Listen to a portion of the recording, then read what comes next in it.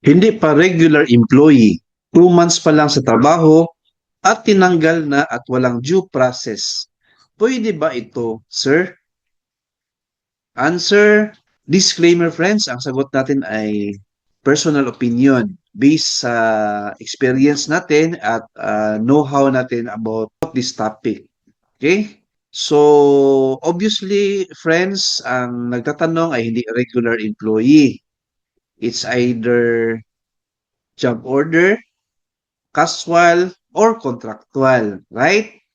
So, 2 months pa lang siya sa trabaho at tinanggal na.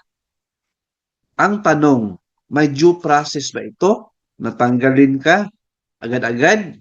May right po ang employee, friends, na right to be heard.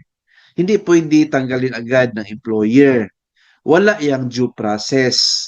Kasi according sa labor code na alam natin, kung tanggalin ka sa employer based of just causes like insubordination, committing a crime, negligence of duty or neglect of duty, and pala-absent ka, pala-late, ay pwede ka tanggalin talaga sa employer mo. But there should be a due process. Ibig sabihin, meron silang notice sa inyo na tanggalin ka. First notice yan.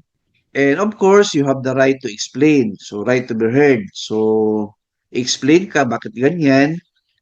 Then, ang notice na number 2 is yan na yung desisyon ng employer. Whether tanggalin ka or bigyan ka ng chance. Simply said, may dalawang notice or dalawang letter na ma-receive ang employee if tanggalin ka sa trabaho.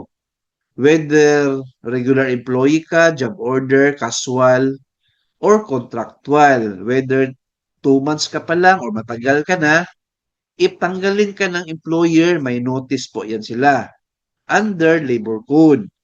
Kasi yan po ang due process. In the event na tanggalin ka agad, walang due process, ay illegal termination yan. Hindi yan pwede, sir or ma'am.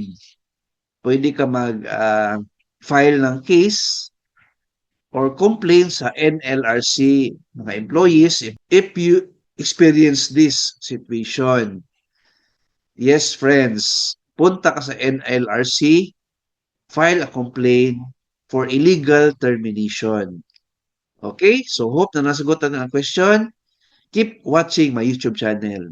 Please like, share this video, and subscribe my YouTube channel. Thank you, God bless, and 2 thumbs